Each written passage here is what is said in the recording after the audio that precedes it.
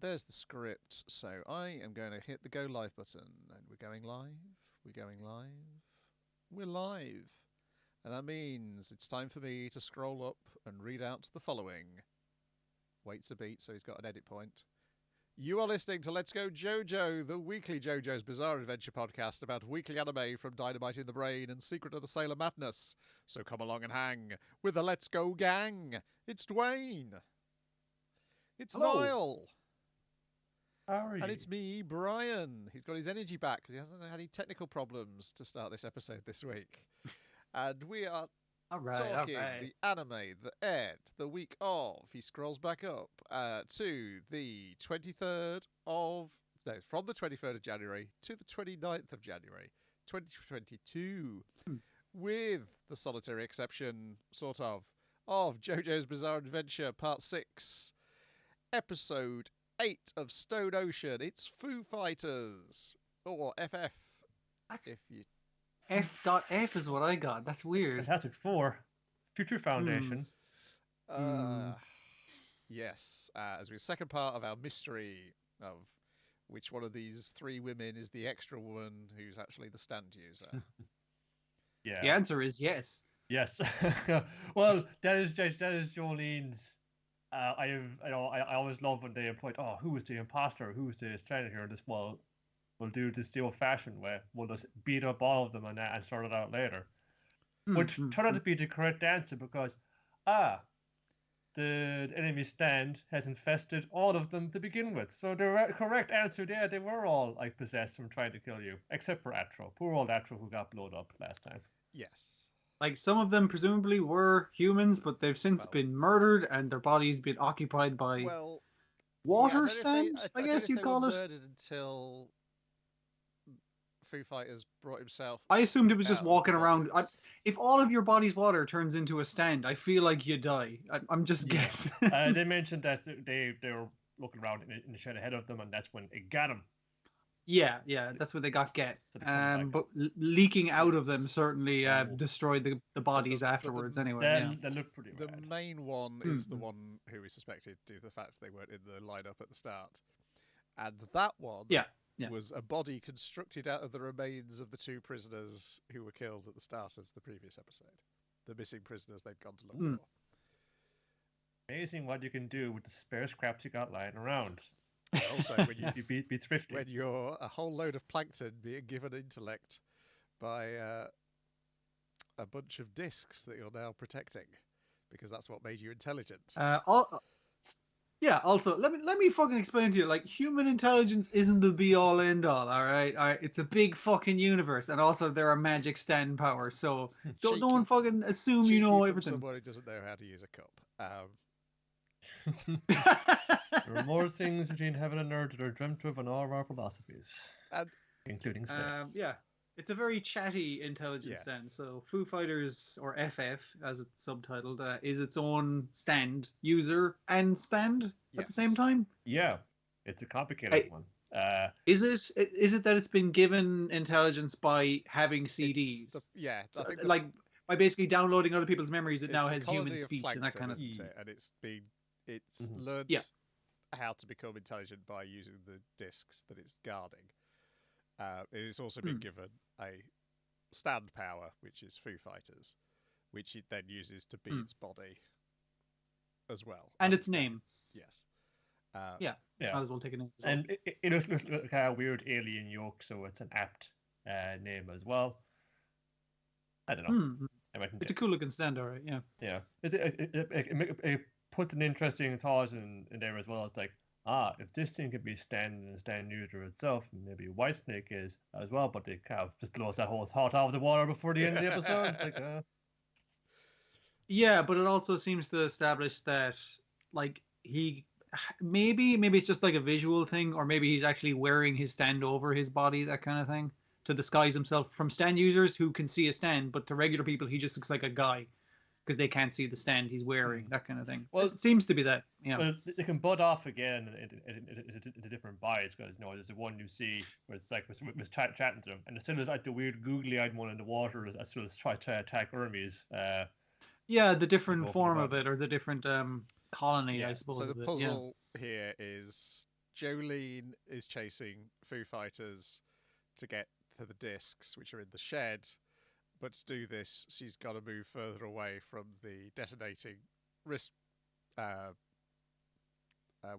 That's the word. Wrist bomb that the from the knocked out guard, but the guard is being dragged into the water by another form of Foo Fighters, just slowly dragging him in. Hermes has got to retrieve the body and carry it over to Jolene before she blows. And also, it's Jolene just 100% trusting Hermes. Like, it's just like, you started out. I don't know what you're gonna do. Fucking just get it done. I can do it. I believe in you, buddy. Even if I was like breaking your own arm to do it, or really messing up your own arm to do it. Yeah. But that was a cool thing anyway, because obviously the swamp version of Foo Fighters tries to chop off her arm, but she just doubles her own arm, and then it's like, oh, this is gonna suck, peeling off the sticker. I'm never gonna do that again, kind of thing. It's just like, yeah. I like the idea of the opposite of because we had a lot of healing stands in recent arcs. This is like the complete opposite of that. It's like, no, this is just like super double damage. And for a second, I thought Foo Fighters was like, I have the power to heal. It's like, no, I don't. I'm just a weirdo, which was a good joke. Sort of, kind of does. As long as you got enough water to do things with, which you will not have if you take one of the desiccated corpses and then like smash it into powder, which then just soaks up all of the moisture in the enemy stand. Yes. Because some of the water it splashes water onto Hermes as she's running away, and then it reconstitutes itself on the guard's body, and so that's when she grabs the corpse of the Kaol-looking woman, duplicates it and smashes it, and then into itself. So the water gets absorbed by all the horrible desiccated dry corpses that you just smashed into each other. Then that's where she's like, Jolene, you got to dry them out. And so that leads to the confrontation in the shed where. And I like when Jolene's gotten to the shed, it's already like made the tap, just running on the ground. It's like, what are you going to do? You're going to step into my puddle? Huh? Jolene's like, obviously I'm going to step in your puddle, but I got a few questions for you first. Are you working with Whitesnake? And what was the other question she had? I can't remember. Why? But it seems to be just. Why Foo Fighters was guarding the discs? That was it. Yeah. And it seems to be guarding it for. It's just like, Whitesnake said, "Hey, mind that shit for me." And it's just like, well, I got intelligence off it, but I'm not working for Whitesnake. It just benefits me to have these discs because it gave me intelligence. Because Joey's got to know that, because that means when after we defeat you, I will spare you because you are a sentient. Are you a goodie or a baddie? Basically, yeah. The right to life is the right to all sentient beings, or whatever Optimus Prime said in that movie. She does a bunch of string stuff, but it's like, I knew you were going to do string stuff, so I did this other thing. But Jolene's like, haha, I knew you were going to do that, but I was making so much noise you didn't hear the tractor driving off because I've tied the kind of ignition. Fighters thought she was going for the bag of flour to dry him out, and while he was making, he'd like put himself all through the water and was shooting tentacles everywhere to stop her from getting the flour. And then she's like, "Aha! Look behind you!" And you see the tractor with where he'd put the wheel with all the discs hidden in it is flying off into the fields. And he's like, "No, my CDs! I will stop trying to kill you, Jolene." The CD wallet. Got all my mixes in there. So while chasing the tractor, he's just like, "I'm going to just run off the tractor," because he's a pretty good sprinter. But as dry fields, son, you're just watering them by walking along them. And that's probably the best animated effect in the episode of it slowly getting shorter as it's running towards the tractor. Yeah. It's really good because it's such like a skeletal looking stand in the first place, so it losing mass by just running into dry fields. I was just like, oh, that's a really nice visual. Yeah, there were some rough looking spots in this. Faces particularly were kind of. Jolene hasn't got that big of a nose. Let's give her some credit. But I guess they're kind of focusing on the weird amorphous qualities of Foo Fighters. And when it was like, possessing the bodies now, it had the weird kind of the black oil seeping out of pores and was all distended. That looks pretty rad. Their concern was on the gross stuff, not on the normal things like noses and whatnot. It's gross in a different way. And then once it's down to just a head, this is where Jolene spares its life, much to Ermi's confusion. I did like it wasn't she had a bucket or anything. She just like squeezes out her jacket, which has gotten soaked from fighting him. She's like, well, it's sentient life. It's just trying to survive. We're not really dicking with it. There's no reason for us to kill it here and now. It's just like, that's fine. Got what we came here for. We got the discs in the wheel of the tire. I was like, yeah, pretty cool. Whoa, holy shit. It's Atro. You're alive. No, not quite. It's me, Foo Fighters. I took all the bits of her and I reconstituted her body so I can walk around it because I want to hang out with you. You're pretty cool. Not what I was expecting. Again, the thing I was expecting is like, oh, it's Atro's stand and she's going to turn around. It's like, no, she's super fucking dead. But we're going to see her corpse. Like, I guess we've seen that before as well in JoJo. But, yeah. And while they're looking through the discs, they just haven't spread out. They're just kind of like searching through them. It's like, oh, fuck, we found Star Platinum. That's fucking excellent. The only memories of Star Platinum is it just going aura, because what else do you got? It's programmed to do but they weren't. So that means they weren't after Star Platinum's power. They were after Jotaro's memories. Yeah. And she's just like, okay, so that's something else. But if I can get this disc out to I think she just calls it the organization. Hopefully she remembers the name Speedwagon. And that'll stabilize her dad enough because she's seen a guy walking around with just one disc. Yeah. So presumably it's just like, yeah, you can survive on that, and that will help his body from rotting. He'll just be idiot, which is great. He'll be like his grandfather. Yeah. Yeah. Yeah. So these are all the discs. It explains that the stand discs, if they're not compatible, they have to be. You can't just put any stand disc into anybody. It has to be compatible with them. Yeah, the region locked or something. Yeah. I don't fucking know. So Whitesnake had not found anybody he could put these discs in, so he's been hiding them here. Yeah, saving them for a special occasion. The important ones. So somewhere else. The ones he can get use out of. But in the meantime, obviously the alarms have sounded off in the prison. It's like, hey, where the fuck is the search party? So they all have to go out and while also explaining how to use a fucking cup, they also have to explain to the new member to go like, hey, put your hands above your head or they'll shoot you. We'll just say Garrett was attacked by crocodiles. We don't know what happened to the other people because their bodies are gone. So it's just like, yeah, you're good. It's like maybe they were eaten by crocodiles. We didn't see what happened. That's our story and we're sticking to it. So I guess it's another time in solitary confinement for Jolene. More years added to the sentence. But yeah, after that we see Whitesnake checking out the shed, looking for the discs. Damn, fucking, she's meant to be this bait, but this Jolene chick, she's got some moves. We'll have to look into this a little more closely. I was like into the garage just checking it out. I was like, are you down there, father? I'm saying, yes, I'm fine. I thought I'd better, just like, I don't know why he was there. It's like, I just like, there was like a horrible scene here. I should like attend to the last rites of the boys or something like that. Yeah, like, yeah, probably something like that. And it's Poochie. Poochie has arrived. Finally. Yes, Poochie. Yes, and also he's found the one finger that FF couldn't reattach. Yeah, because her hand was the first thing to explode. What would that be where the bomb was? That Foo Fighters is going to call itself FF in this new form. Because it would just be weird if they went around. It's going to be weird that they're calling her something that isn't the name of whose body it is.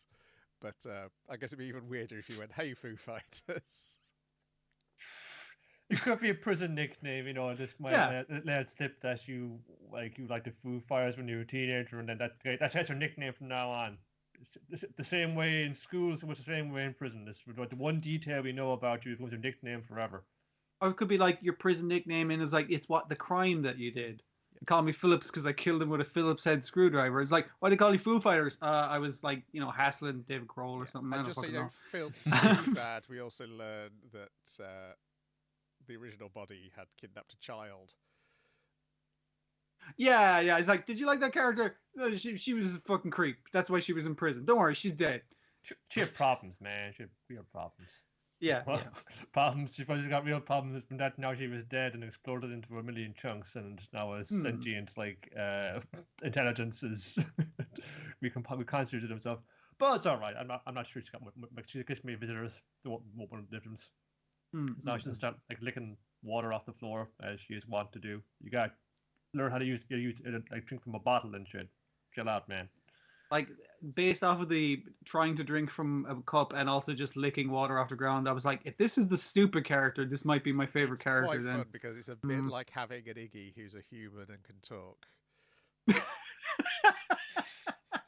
Yeah, that's maybe more intelligent than Foo Fighters, despite Foo Fighters. Iggy's definitely more of a dick so far, and I'm including the fact that Foo Fighters is riding around in a corpse's body. Yeah. It's a little bit like having Mr. Vac as well, as it would have maybe gleaned from the opening. Yeah. Foo Fighters just finger guns. So it's like, you might want to idiot with the gun from part 5. Well, we got you sorted out. Excellent. Then let us move on to Life with an Ordinary Guy Who Reincarnated as a Total Fantasy Knockout, Episode 3. A guy who reincarnated as a fantasy knockout and an angry elf. In which... they've made an elf very angry because the fire they started has burnt down their sacred forest. And also, it turns out the monster they killed in episode 1 was the guardian of said sacred forest. I did like when they have the thing pinned up, like, to dry out its hide. It just has a big hole in it. And the old man going like, that was the guardian deity of the forest. It's like, oh shit, I'm sorry. He's like, no, it wasn't our fucking god. Don't worry about it. And he's like, that seems ominous. Yeah, it was the elf's guardian of the forest. If you wander onto their part of the forest, this thing comes after you. So technically they were doing a crime. Yes. And they find this out by like peeking through their apartment, pseudo space apartment door, going like, oh, there's a really angry elf there. Like, this is entirely our fault. First of all, should we go apologize? They're like, oh, it's always terrible when you hear somebody getting told off. And they're like, I think we're the ones getting told off. Yeah. But while herself is kind of like, we should go out and apologize and just trying to make peace and that kind of thing. Your man's like, we didn't fucking do anything wrong. I'm not apologizing for shit. Yeah. How are we to know we were in the part of the forest where you get attacked by this? How are we to know it was a god? We were just defending ourselves. He's every excuse under the sun. Yes, he comes off a bit more of a jerk in this episode. Having said that, though, the elf herself is also awful. Yeah, no, she's like, even her 2 retainers that come with her are just like, oh Jesus, here we go again. With like everything she fucking tries. Because she's obsessed with her own beauty. And yeah, as it was pointed out, your man did see her naked coming out of the shower.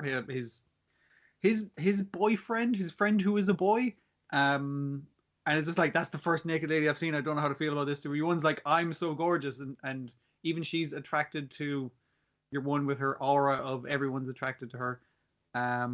But he's kind of like, I'm not even interested in women. So what? It doesn't fucking matter to me. So her throwing off her robe into her skimpy outfit that they're all calling her an exhibitionist for, because she is a worshipper of the goddess of love, who they already have bad blood with. And elven ears are the sign of their relationship to the goddess of love, because she has long ears as well, which I thought is a great joke. Because she's a bunny rabbit. Elves worshipping a bunny rabbit as a joke, as a god. I was like, man, why have I not ever come across that joke before? That's a really good joke. But like, elves worshipping a bunny rabbit god, and also the goddess of love that they worship is like a sexy bunny girl kind of thing. I'm just like, it all ties in really well. Yeah, it's very good. Signs and codes. They've been here for all of our civilization, just interpreted and expressed in different means. I'm trying to remember now what happened in the second half of the episode. They mostly they do a runner, because your one wants to shoot him with her magic hair arrows. And they're like, okay, what do we do? It's like, I'm gonna hit her with this rock, is his plan. But he just knocks off her like top knot of hair, which is our proof of elven, not divinity, like I guess royalty or something like that. And makes her hair all messy and tousled, I guess. Gives her a different haircut by hitting a rock, and then he sees it's like, oh, I just threw that through a tree. It's a good thing I didn't hit her head. Yes, and now she's stalking them. Like, I've been bad. And then she's stalking they them. Have like they have a cookout. They have which your man's like, it's like, hey, this meat's really good. It was like, it's really gamey. It's really like kind of like, you know, meat that you find when you're. What is this? What am I eating? It's like, yeah, you're eating forest god. Ooh, sacrilegious. And it's just like, so she continues to get drunker, drunker. He's like, wait a minute, you probably don't have the same alcohol tolerance because you're a much smaller body right now. So she like runs off into the woods, like screaming drunk, basically. Gets attacked by a pitcher plant, Yes. and the like again, it's tentacles, but it's not doing the sexual thing. But it is the fact that it's being hung upside down and her shirt's about to fly over herself. That he's like, I can't even fucking look at you right now because yeah, even though she has like the most sensible underwear on that you could imagine. Yeah. But yes, he's so frail at seeing a woman's body for the first time that he can't even. He has to do it with like one hand held up in front of him to rescue her. Meantime, the elf is trying to track these guys down for her great revenge. I need to hunt these guys down, or otherwise I can't restore my honor. And she comes across, I'm so hungry. Ooh, a big plate of meat. This is so good. It tastes so good. And then just the spirit of the forest creature, the forest god behind her going like, that's my flesh you're eating. You're trying to avenge me, but you're eating my fucking flesh. Kind of. And then she gets dragged off by the pitcher plant as well. Yeah.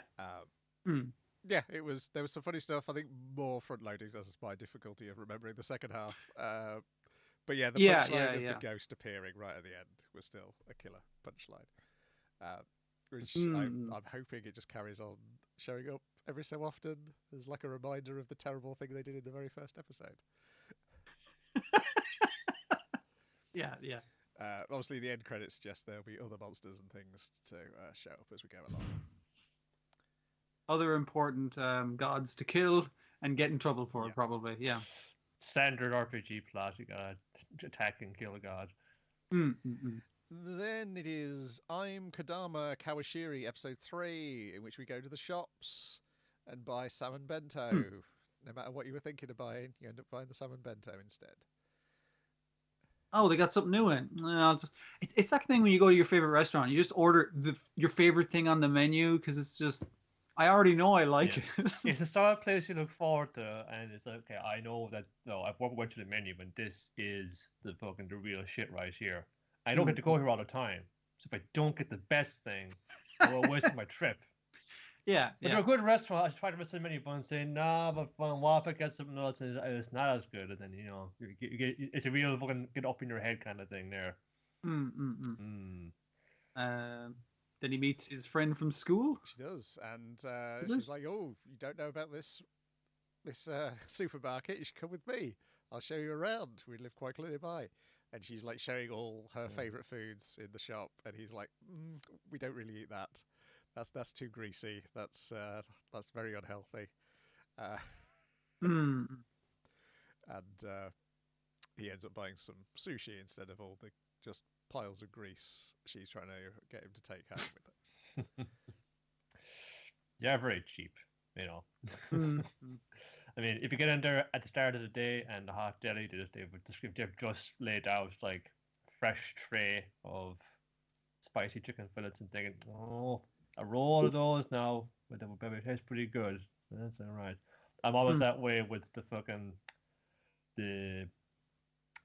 like go into like the corner shop or the phone co-op before heading into work one. I might get like a little bit of fruit and things like that, and they've just laid out a fresh steaming batch of chocolate hazelnut croissants. It's like, oh yeah, I go for one of those right now. You know, you go for a cup of tea in the middle of the morning. You know, they've trapped you. You put your foot into the merchandising trap. They got me. This smells so good. They time it now. This fill it up. That's what I'm getting in. This guy's a sucker. Anyway, that was all the exciting things which happened in I'm KODAMA Kawashiri this week.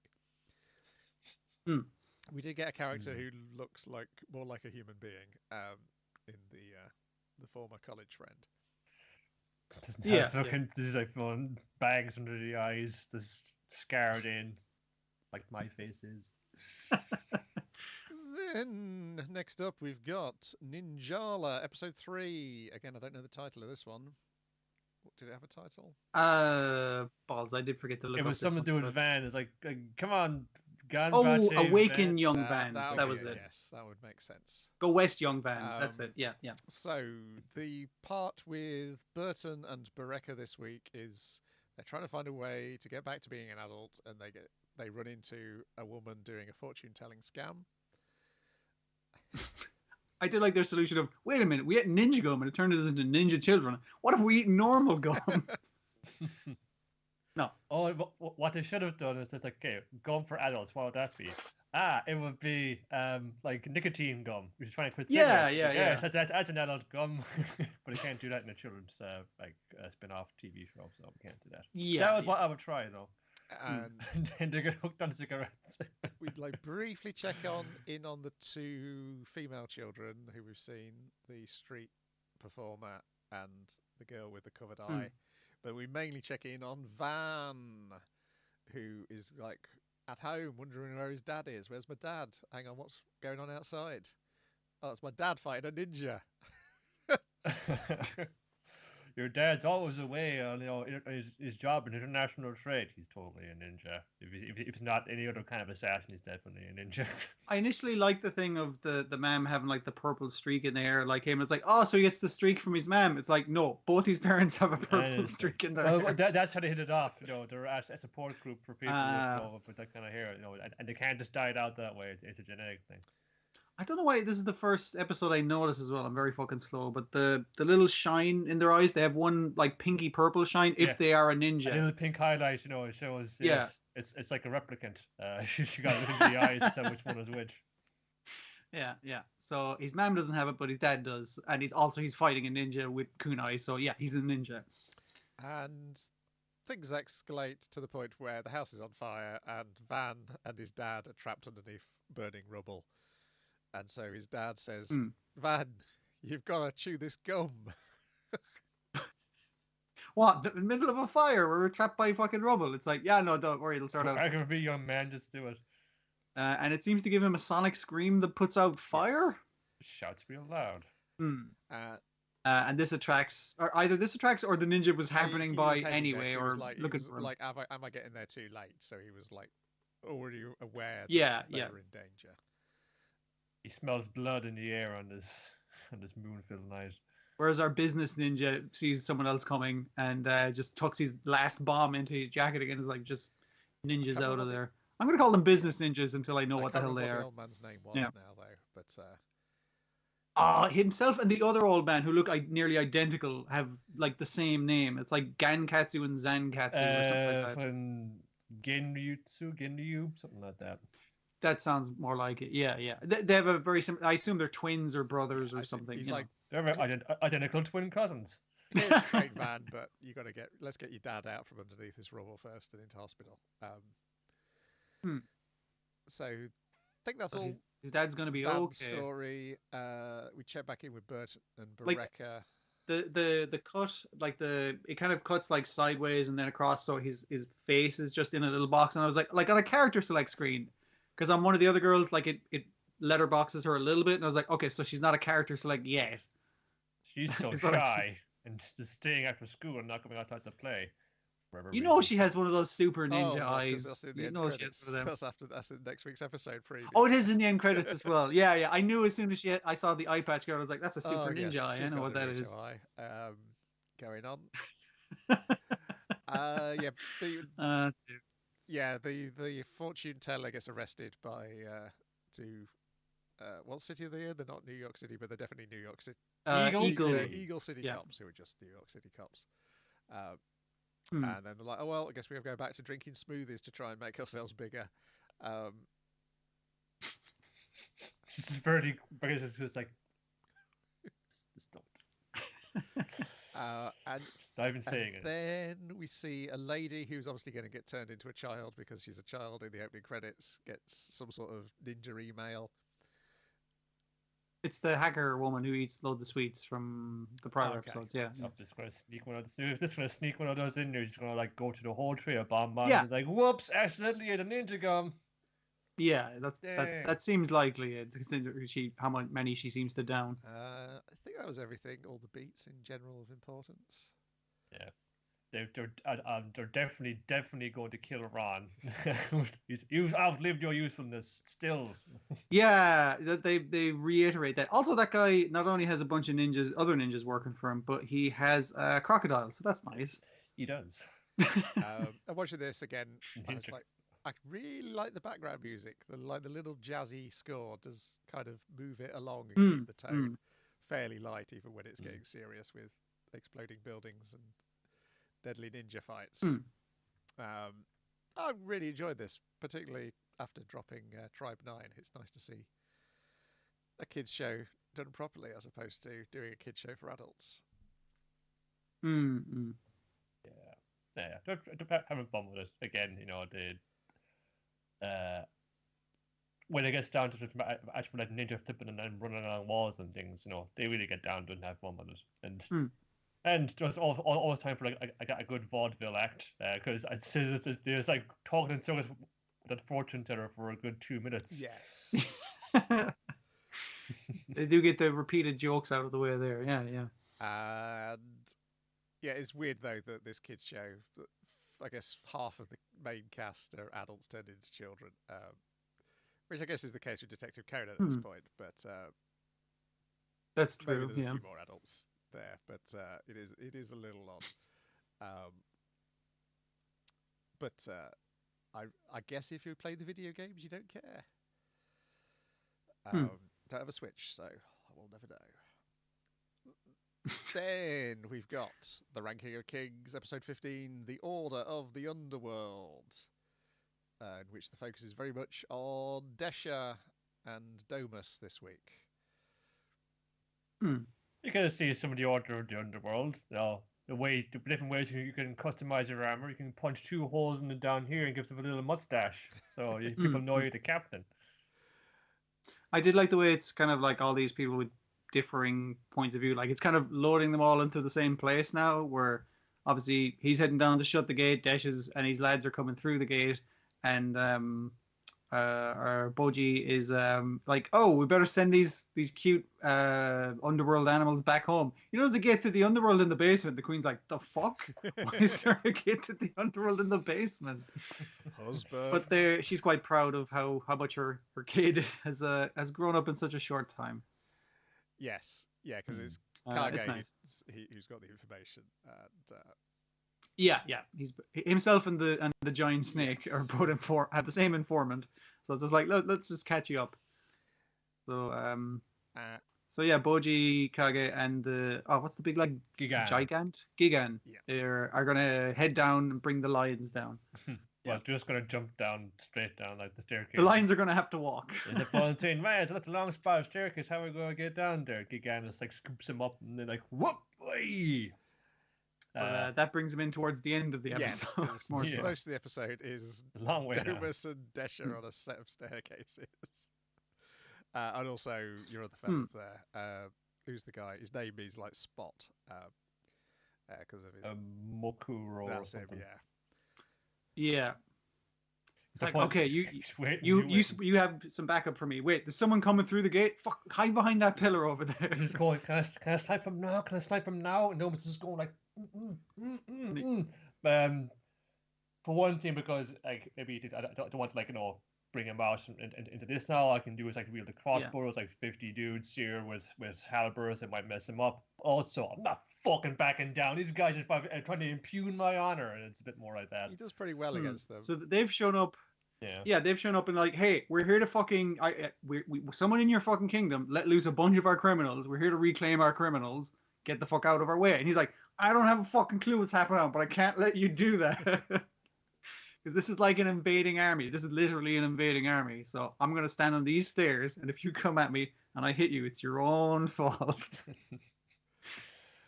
And they send a few guys up. It's like, all right, send 3 guys at the same time. Okay. Hitting them at the same time doesn't work. Hit them at different times. Okay, that doesn't work. Send up the big guy. Okay, that doesn't work. This is difficult.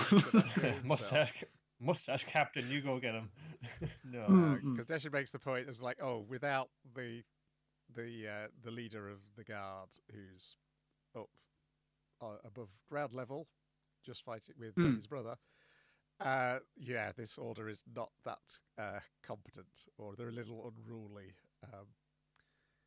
Yeah, they're tough, but like they really need a strong leading presence to get them in line, basically. Yeah. Time for Desha to get in there, and also just to have a little fun fucking around with this knight. But I'd say, I'm coming. I got my big club. I'm totally gonna hit you. I'm going. And he's doing the mind game where he's kind of like, it's like, okay, so he's going to take a lateral swing, which will be very difficult for me to dodge, and if I parry it, it'll break my sword. So what I'm going to do is I'm going to come in, slap him on the hand, make him drop his club, and then I'm going to keep running in, and I'm going to cut through like and knock him down, that kind of shit. That's my fucking plan. But he's really close now. He's within swinging distance, and he had the reach before. Why is he getting so close to me? And then he just fucking nut shots him. Fantastic.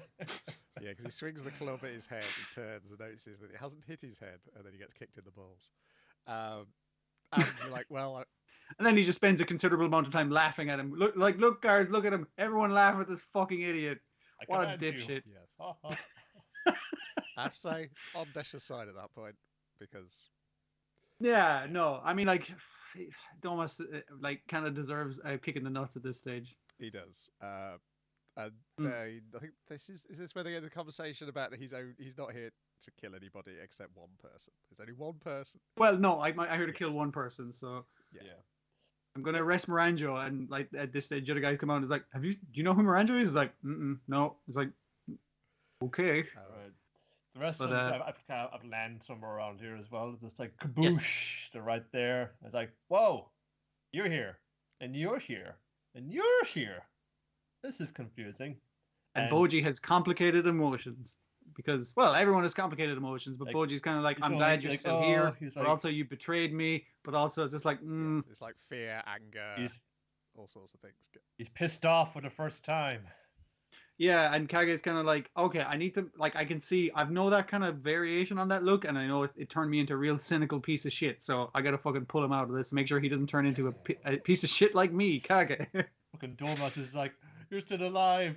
I have failed you. I will give away my life in penance. Yeah, he just like head dives into the ground. It's like, oh my god, is he okay? It's like, curse this powerful body of mine. Like it's a pretty nasty spill. Yeah. Again, it's not going to take him. I don't know why you thought that would work. But...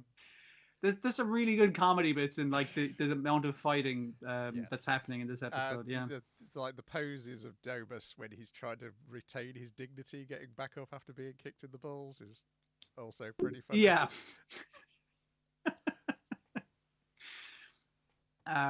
So yeah, obviously the guards are trying to take down Gigan, and they manage to like hamstring him a few times. It doesn't seem to do much to him. So our king just decides lightning. That'll do the trick. Yeah.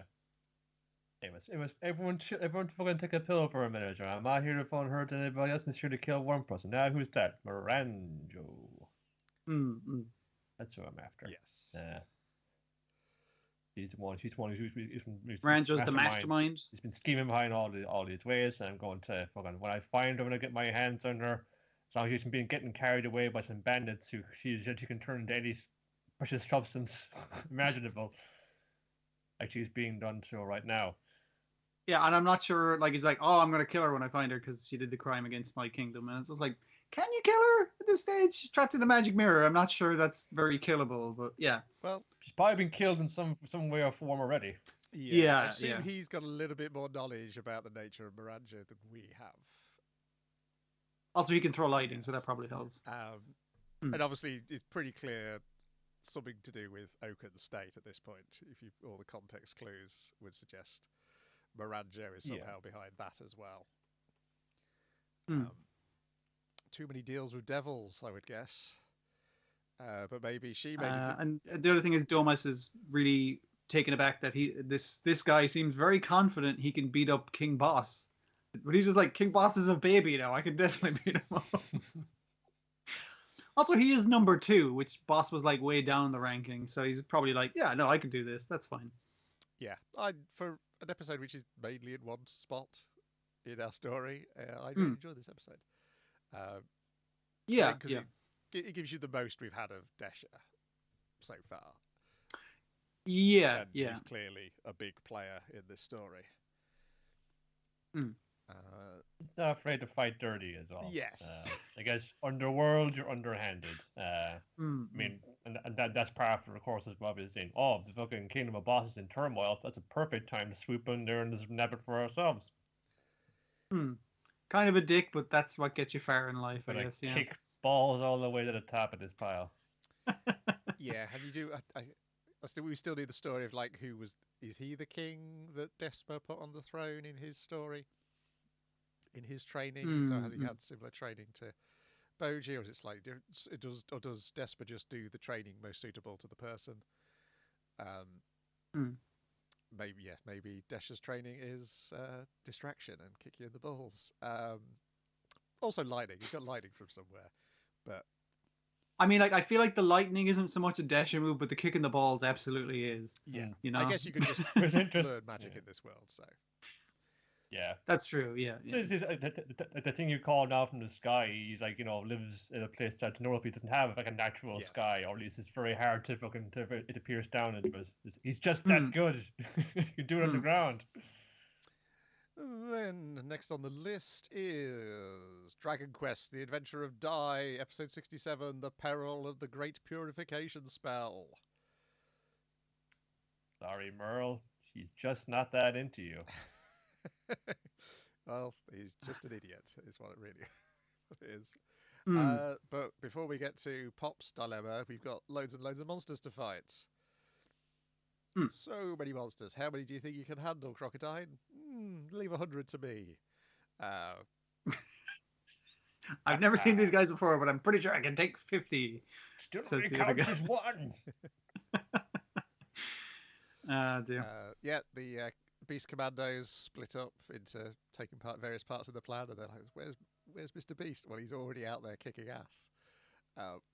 They're very scared because obviously our boy is hyping up his new monsters. These are Underworld monsters, which are way stronger than Surface World monsters. And the Surface World monsters are like, shit, we're crap. And Chiu is like, no point. Hold fast, man.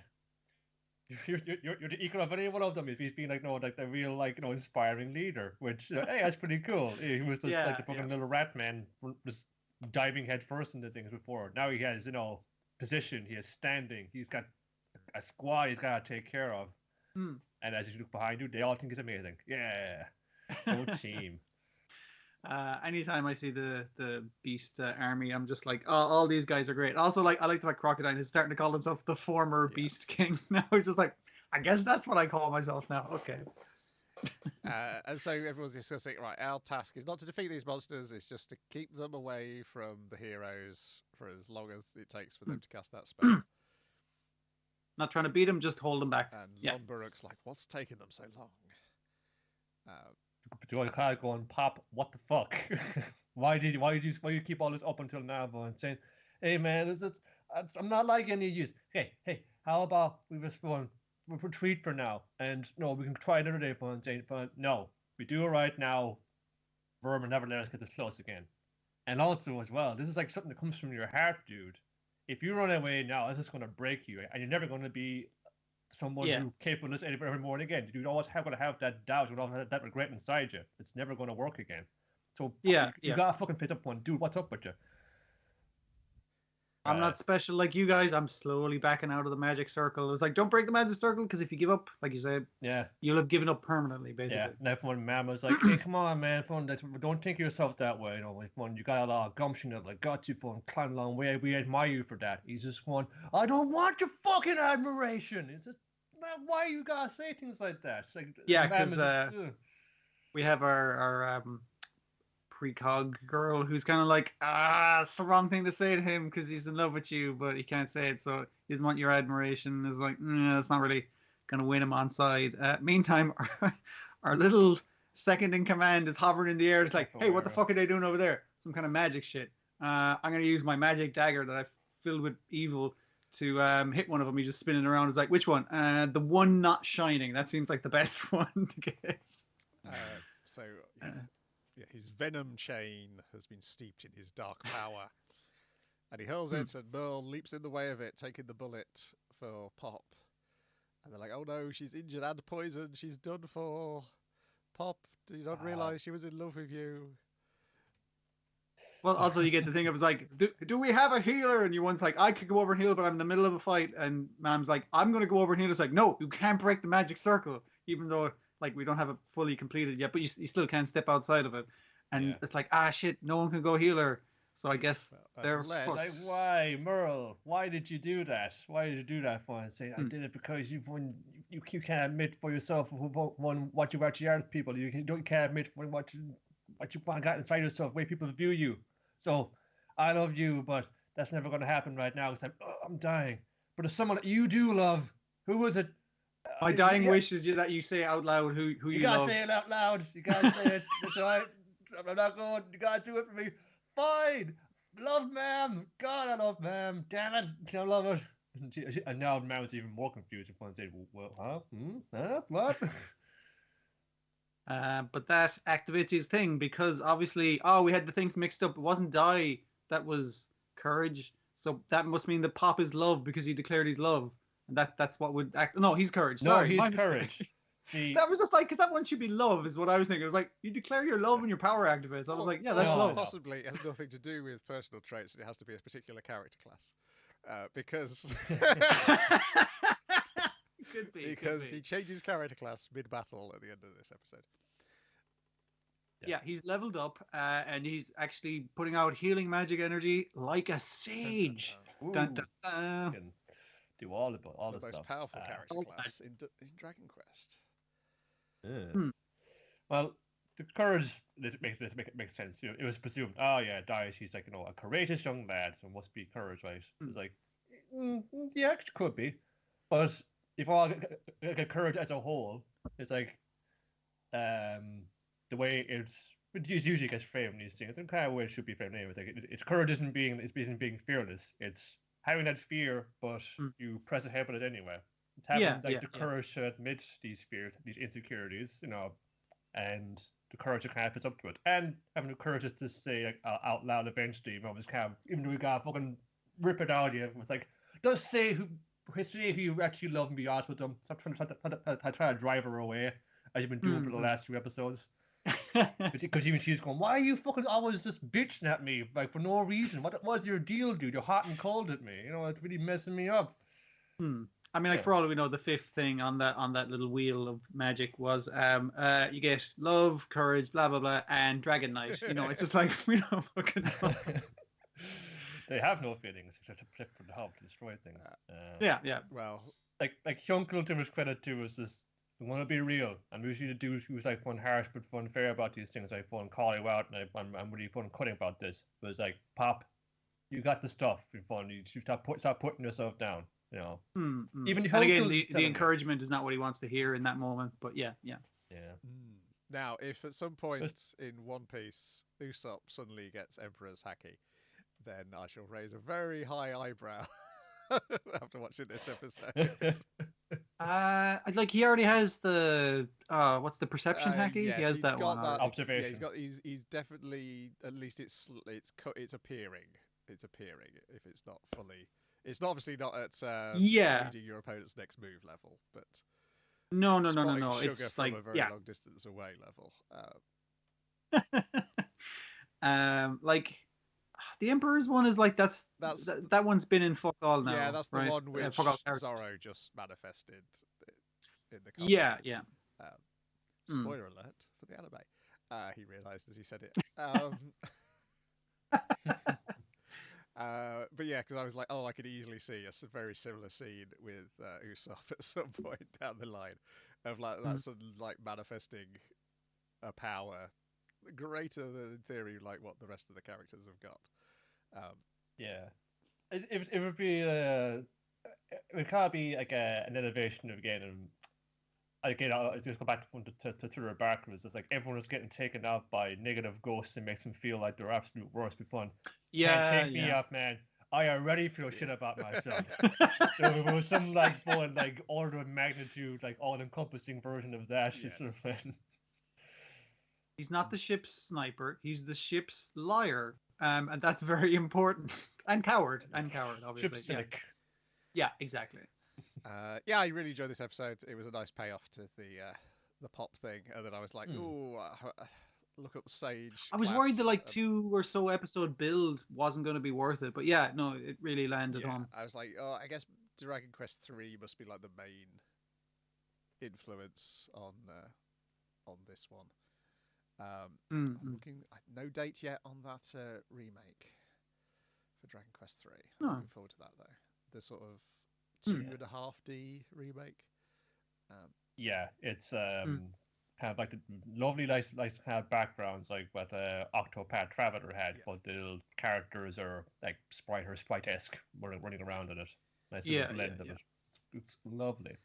Then please do tell me, though I might regret asking, about episodes 3 and 4 of My Dress Up Darling, Then Why Don't We, and Are These Your Girlfriends? Episode 3, Brian, when you checked in to get the title, what you were seeing there was a teenage boy having a dream and not understanding why he's woken up with a boner. That's what's happening. He's like, wait, why am I thinking about my friend all weird? Like, what is happening in my pants? Like, basically, that's what happens. She's a bolt upright and it says, oh, and looks across to the dresser, and it's like there's the Hina doll there. He's just like almost thinking, "Forgive me." Can you turn around while I get dressed, because I need to. I've got problems.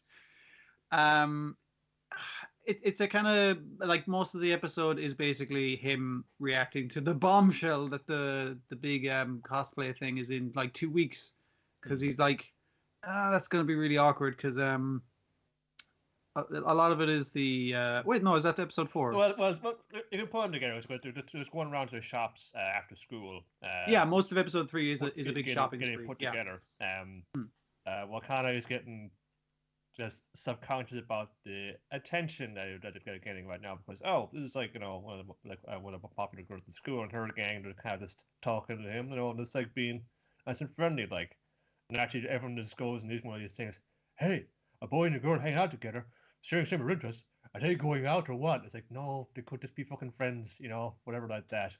She starts avoiding her, and she's like, "Fun, dude, are we fucking going shopping or what?" And saying, people think we're fucking going out. And it's just like, well, we can if you like. I wouldn't mind. It's like, no, fun. And she's like, no, dude, relax, for sure. We can just be friends. Everyone was doing this thing.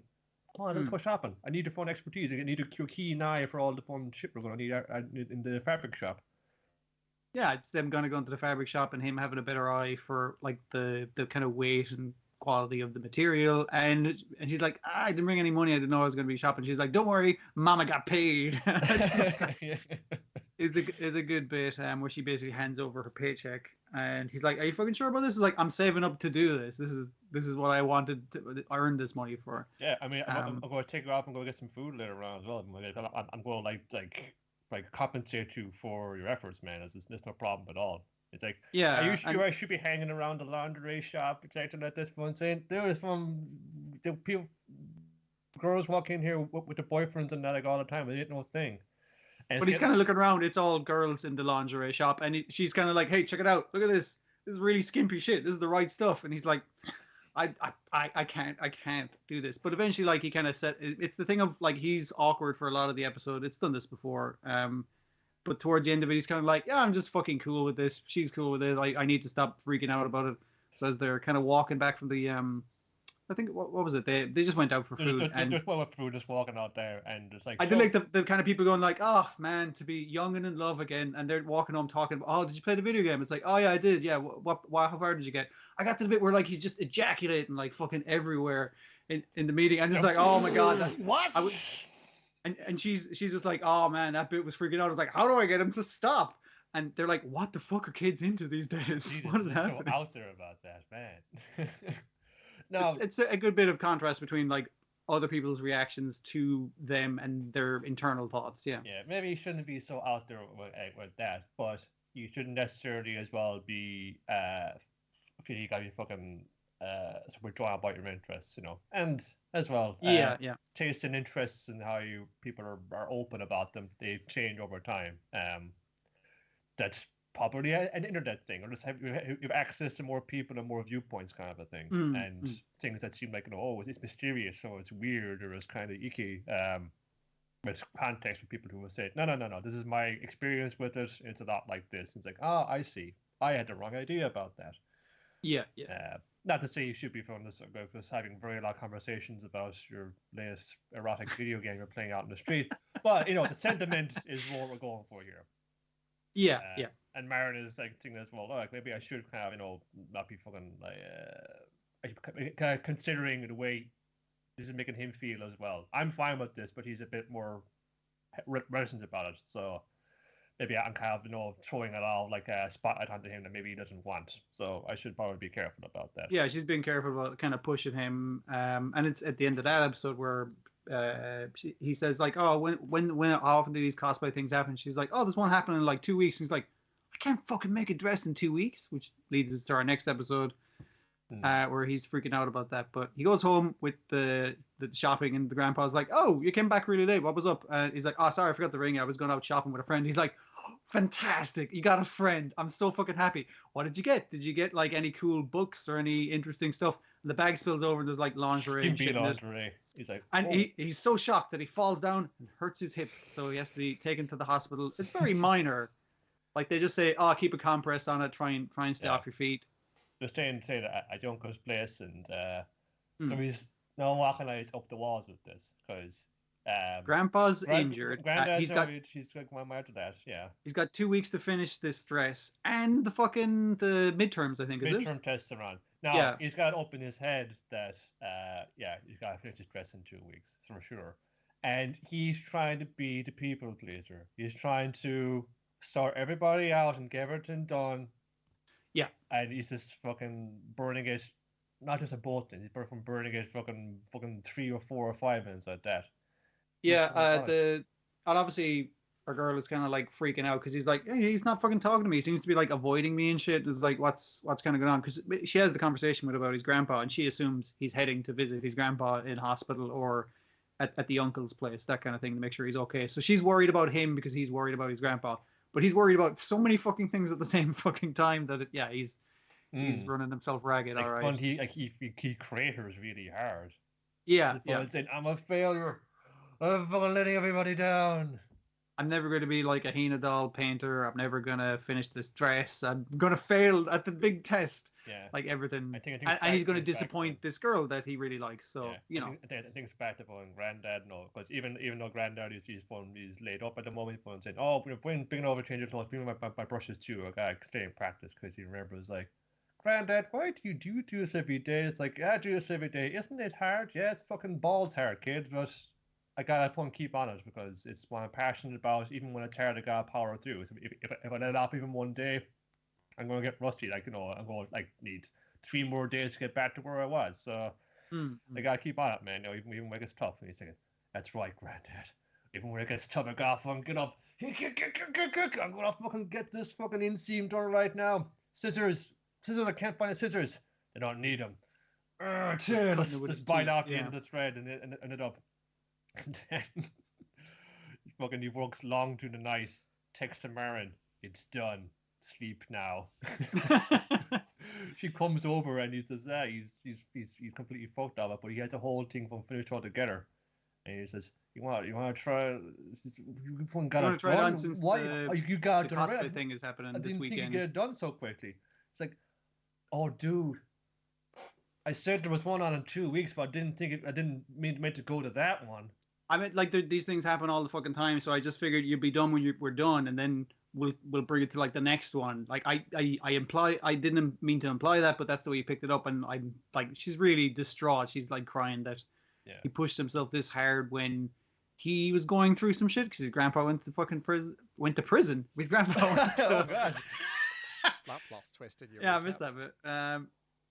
His grandpa was in hospital and that kind of thing. Or again, it was just like a minor injury, just like a shock at seeing lingerie, basically, which is a silly reason to end up in hospital. But I've injured myself over stupider. But yeah, so he's trying to kind of console her. It's like, no, it's okay, it's cool. I tell you what, since you're here, like, and I mean, I get the measurements right and everything to make sure, see if anything needs taken in. Do you want to try it on? So he's trying to get her to like calm down with it. So she tries on the dress. We get some pervy shots of her because we have to fucking contractually get obligated to get 1 or 2 fucking of those in an episode. Yeah, it's turned out real good. Where this might catch the eye of